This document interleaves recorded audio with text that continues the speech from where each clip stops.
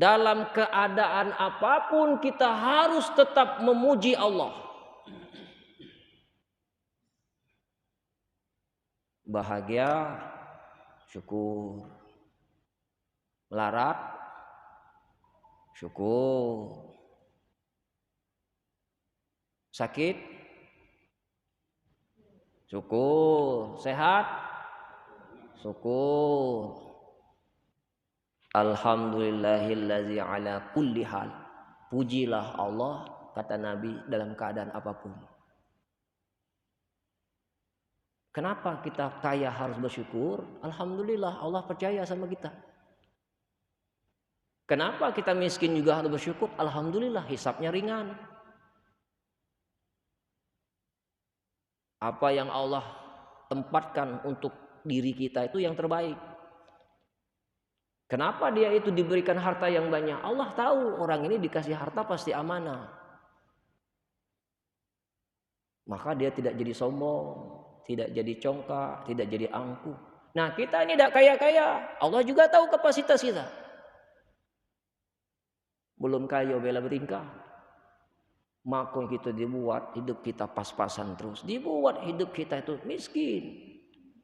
Dan itu karunia dari Allah.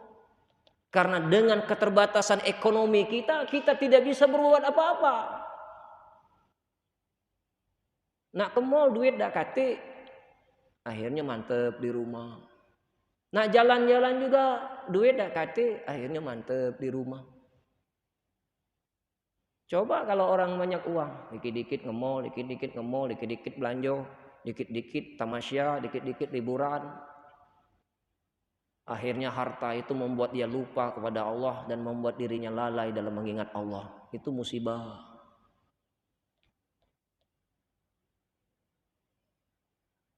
Kalau bapak ibu sakit gigi, bersyukur apa bersabar?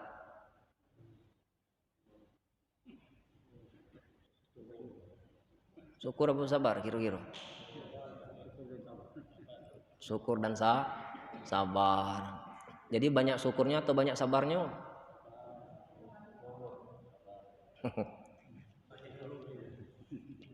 Gigi yang satu sakit, sabar. Gigi-gigi yang lain yang tidak sakit, syukuri. Sekarang banyak gigi yang sakit atau banyak gigi yang tidak sakit? Yang tidak sakit berarti harus banyak syukur. Maka orang kalau sakit gigi, dia lebih banyak mensyukuri gigi-gigi yang tidak sakit, cepat sembuh, Pak, Bu. Tapi kalau kita sering fokus kepada satu gigi itu sakit, maka kesembuhan sakit gigi itu lambat. Kenapa? Fokus ke penyakit. Jadi kita harus fokus dengan karunia nikmat yang Allah berikan kepada kita daripada memikirkan sesuatu yang dianggap buruk oleh kita. Sakit jantung, syukur atau sabar? Sakit jantungnya kita sabar. Tapi syukuri yang lain, paru-paru sehat, lambung sehat, ginjal sehat, otak waras, mata waras, telinga waras. Kalau itu yang kita lakukan, mudah-mudahan penyakit jantung itu berangsur-angsur akan hilang dan kita lupa dengan penyakit itu karena kita disibukkan hanya mensyukuri nikmat yang Allah berikan kepada kita.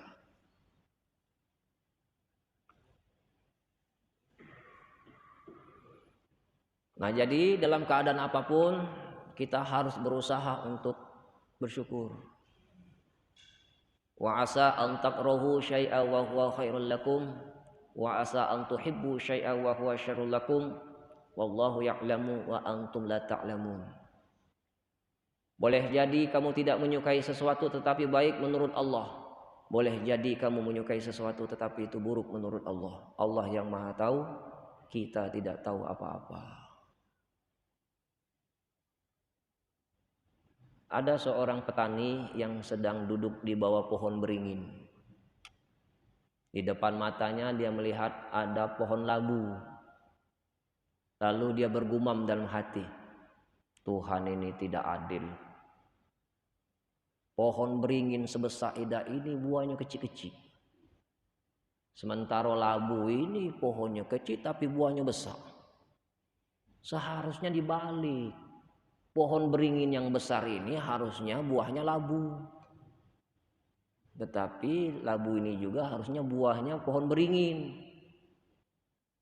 Kelang beberapa menit dia bicara bergumam dalam hati, jatuhlah buah pohon beringin itu tepat di hidungnya.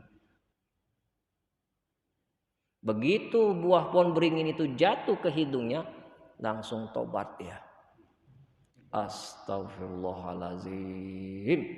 Ampun ya Allah, kalau seandainya buahnya pohon beringin ini sebesar buah labu, habis radio. Jadi Allah itu lebih tahu daripada kita. Allah itu lebih bijaksana daripada kita. Kita yang tidak tahu apa-apa. Betul tidak? Kalau seandainya fisik kita ini tidak sesempurna dengan fisik orang lain, Allah pasti punya maksud. Mungkin kaki kita lumpuh, tidak bisa bergerak. Atau mungkin mata kita buta, tidak bisa melihat. Tapi itu kebaikan bagi kita. Mata dibutakan oleh Allah, kita bebas dari dosanya mata. Kaki kita lumpuh, tak mampu kita mendatangi tempat-tempat maksiat, itu berkah. Dan jarang sekali kita mensyukuri itu semua.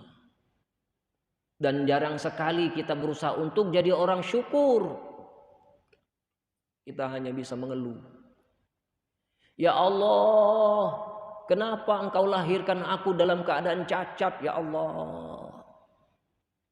Ya Allah, kenapa Engkau lahirkan kami dari keluarga yang miskin, ya Allah? Nah, ini tanda orang tak syukur ini. Tanda orang yang tidak tahu terima kasih kepada Sang Pencipta. Padahal setiap apa yang Allah ciptakan untuk kita, itu yang terbaik buat kita. Dapat suami keras kepala, gawinya marah, baik saban sari dikit-dikit marah, dikit-dikit marah. Ini kebaikan buat ibu. Kenapa? Allah telah membuka ladang amal sabar. Mungkin ibu bisa masuk surga gara-gara dapat suami yang tidak sabar.